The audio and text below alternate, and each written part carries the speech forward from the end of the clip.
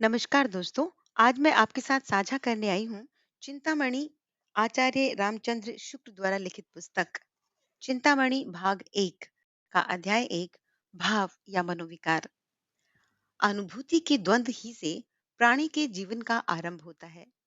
उच्च प्राणी मनुष्य भी केवल एक जोड़ी अनुभूति लेकर इस संसार में आते हैं।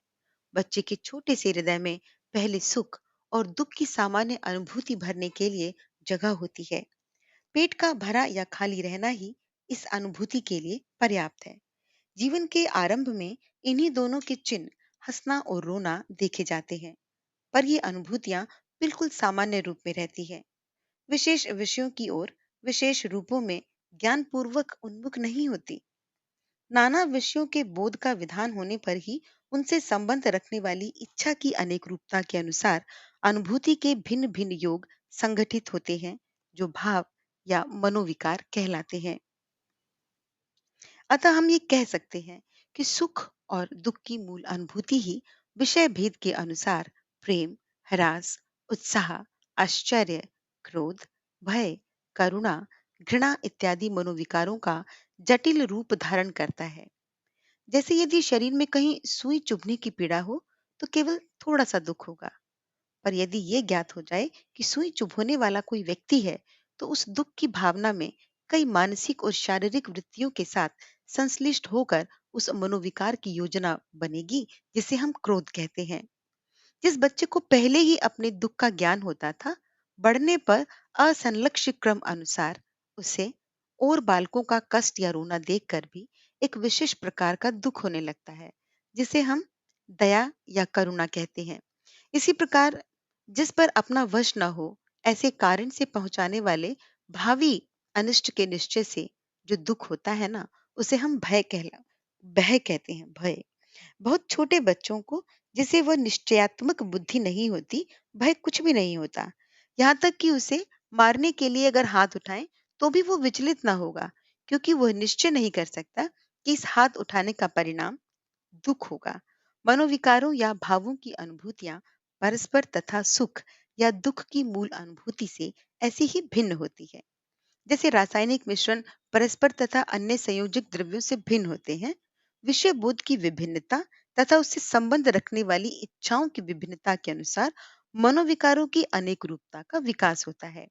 हानि या दुख के कारण में हानि या दुख पहुंचाने की चेतन वृत्ति का पता पाने पर हमारा काम उस मूल अनुभूति से नहीं चल सकता, जिसे हम दुख कहते हैं, बल्कि उसके योग से संगठित क्रोध नामक जटिल भाव की आवश्यकता होती है।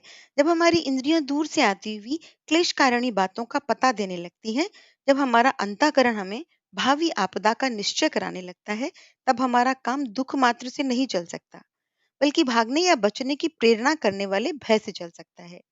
इसी प्रकार अच्छी लगने वाली वस्तु या व्यक्ति के प्रति जो सुखानुभूति होती है, उसी तक प्रयत्नवान प्राणी नहीं रह सकता, बल्कि उसकी प्राप्ति, रक्षा या संयोग की प्रेरणा करने वाले लोभ या प्रेम के वशीभूत होती है। अपने मूल रूपों में सुख और दुख की कुछ दोनों अनुभूतियां कुछ बंधी हुई शारीरिक क्रियाओं की ही प्रेरणा प्रवृत्ति के रूप में काम करती है। उनकी भावना, इच्छा और प्रयत्न की अनेक रूपता का स्फुरण नहीं होता। विशुद्ध सुख की अनुभूति होने पर हम ज्यादा करेंगे, दांत निकाल कर हंसेंगे, कूदेंगे या सुख पहुंचाने वाली वस्तु में लगे रहेंगे। इसी प्रकार शुद्ध दुख में हम क्या करेंगे? हाथ पैर पटकेंगे, रोएंगे, दुख पहुंचाने वाली वस्तु से दूर चले जाएंगे। पर हम चाहे कितना ही उछल कूद करें, कितना ही हंसें, कितना ही हाथ पैर पटक कर रोएं, इस रोने या हंसने को प्रयत्न नहीं कह सकते। ये सुख और दुख के अनिवार्य लक्षण मात्र हैं, जो किसी प्रकार की इच्छा का पता नहीं देते। इच्छा के बिना कोई शारीरिक क्रिया प्रयत्न नहीं कहला सकती। शरीर मात्र धर्म के प्रकाश से बहुत थोड़े भावों की निर्दिष्ट और पूर्ण व्यंजना हो सकती है। उदाहरण के लिए कंपन को ले लीजिए। अब कंपन ठंड की वजह से भी हो सकता है, भय की संवेदना से भी हो सकता है, गुस्से या क्रोध से भी हो सकता है और प्रेम में भी हो सकता है। अब जब तक भागना, छिपना या मारना, झपटना इत्यादि प्रयत्नों के द्वारा उसके स्वरूप का पता न चलेगा, तब तक भय या क्रोध की सत्ता पूर्णतः व्यक्त न हो सकेगी। सभ्य जातियों के बीच इन प्रयत्नों का स्थान बहुत कुछ शब्दों ने लिया है। मुंह से निकले हुए वचन ही अधिकतर भिन्न भिन्न प्रकार की इच्छाओं का पता देकर भावों की व्यंजना किया करते हैं। इसी से साहित्य मीमांसकों ने अनुभव के अंतर्गत आश्रय की उक्तियों को विशेष स्थान दिया है। क्रोधी चाहे किसी और झपटे या न झपटे, उसका ये कहना कि मैं उसे पीस डालूंगा, क्रोध की व्यंजना के लिए काफी है। इसी प्रकार लोभी चाहे लपके या ना लपके, उसका ये कहना कि कहीं वह वस्तु हमें मिल जाती, काश, उसके लोभ का पता देने के लिए बहुत है।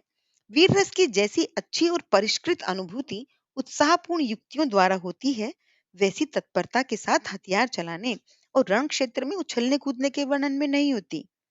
बात यह है कि भावों द्वारा प्रेरित प्रयत्न या व्यापार परिमित होते हैं, पर वाणी के प्रसार की कोई सीमा नहीं। उक्तियों में जितनी नवीनता और अनेक रूपता आ सकती है, या भावों का जितना अधिक वेग व्यंजित हो सकता है, उतना अनुभव करने वाले व्यापारों द्वारा नहीं।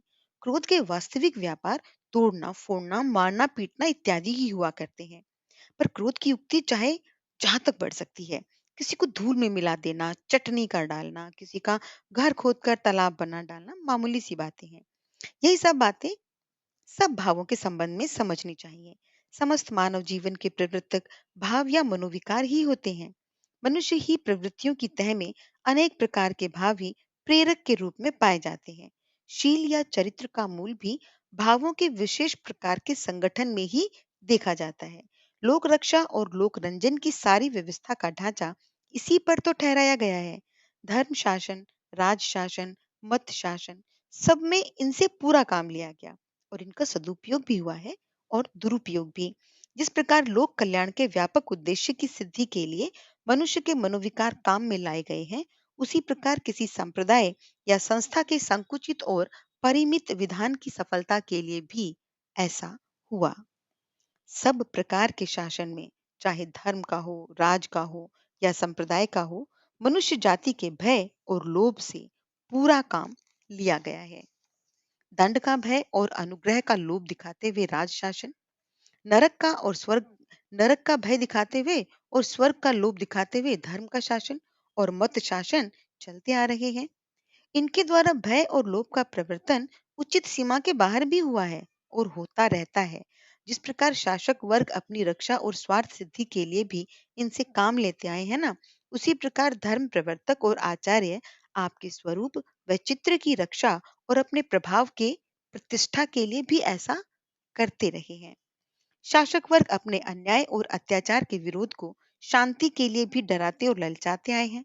मत प्रवर्तक अपने द्वेष और संकुचित विचारों के लिए भी जनता को कंपाते और लपकाते आए हैं। एक जाति को मूर्ति पूजा करते देख दूसरी जाति के मत प्रवर्तकों ने उसे गुनाहों में दाखिल भी किया है।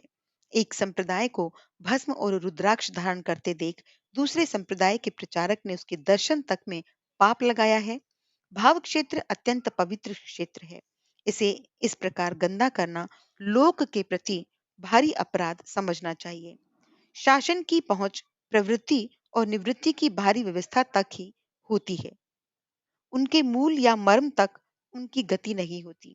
भीतरी या सच्ची प्रवृत्ति निवृत्ति को जागृत रखने वाली शक्ति कविता है। शासन की पहुंच प्रवृत्ति और निवृत्ति की बाहरी व्यवस्था तक ही होती है, उनके मूल या मर्म तक उनकी गति नहीं होती। भीतरी या सच्ची प्रवृत्ति निवृत्ति को जागृत रखने वाली शक्ति उनके मूल या मर्म तक उनकी गति नहीं होती। भीतरी या सच्ची प्रवृत्ति निवृत्ति को जागृत रखने वाली शक्ति कविता है, जो धर्म क्षेत्र में शक्ति भावना को जगाती है। भक्ति धर्म की रसात्मक अनुभूति है। अपने मंगल और लोक के मंगल का संगम उसी के भीतर दिखाई पड़ता है। इस संगम के लिए प्रकृति के क्षेत्र के बीच मनुष्य को अपने हृदय के प्रसार का अभ्यास करना चाहिए। जिस प्रकार ज्ञान नर सत्ता के प्रसार के लिए है, उसी प्रकार हृदय भी रागात्मिका वृत्ति के प्रसार के बिना विश्व के साथ जीवन का प्रकृत सामंजस्य घटित नहीं हो सकता। जब मनुष्य के सुख और दुख का आनंद का मेल शेष प्रकृति के सुख सौंदर्य के साथ हो जाएगा, जब उसकी रक्षा का भाव तृणगुल्म वृक्षलता पशु पक्षी कीट पतंग सबकी रक्षा के भाव के साथ समन्वित हो जाएगा, तब उसके अवतार का उद्देश्य पूर्ण हो जाएगा और वो जगत का सच्चा प्रतिनिधि बन जाएगा। धन्यवाद। उम्मीद करती हूँ कि आपको आचार्य रामचंद्र शुक्ल के द्वारा या उनके शब्दों में अभिव्यक्त भाव या मनोविकार शब्दों का अर्थ समझ आया होगा। जैसे मैंने आपके विचार जैसे मैंने अपने विचारों जैसे मैंने आचार्य रामचंद्र शुक्ल के विचारों को आपके साथ साझा किया है, ऐसे ही आप मेरे साथ अपने विचारों को साझा कीजिए और मैं आपके विचारों का सुझावों का इंतज़ार करूँगी। अगली वीडियो में आपके साथ फिर मुलाकात होगी, तब तक के लिए टेक केयर, बाय बाय।